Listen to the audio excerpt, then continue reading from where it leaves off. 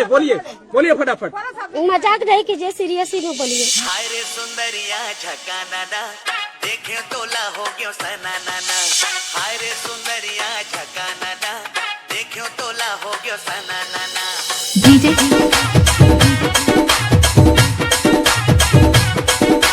श्री चंद पदवा पास पदवा पास। सुंदरिया झकाना ना, देखे तोला हो गयो सना नाना। हाय रे सुंदरिया झकाना ना, देखो तोला हो गयो सना नाना। माया के मोती बोला खवाए, माया के मोती बोला खवाए।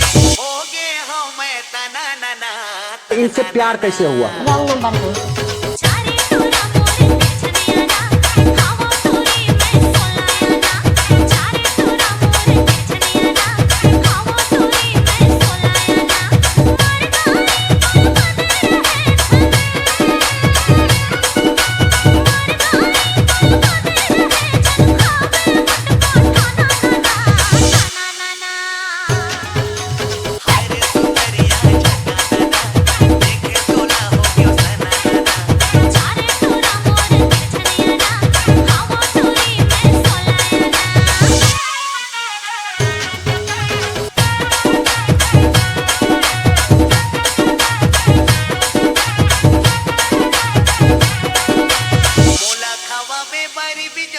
जिंदगी भर दबा हो तोर बावरी तय बात मान ले।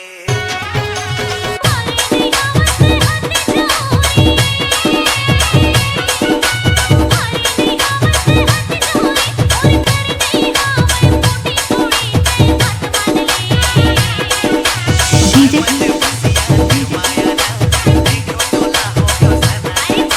श्री चंद पदवा पास पदवा पास।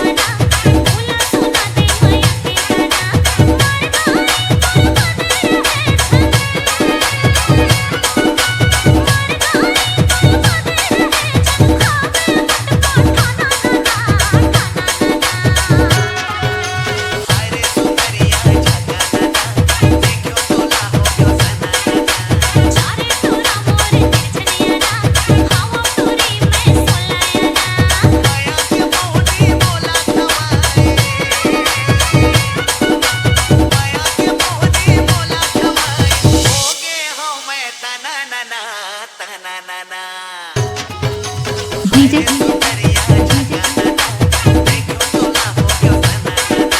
श्री चंद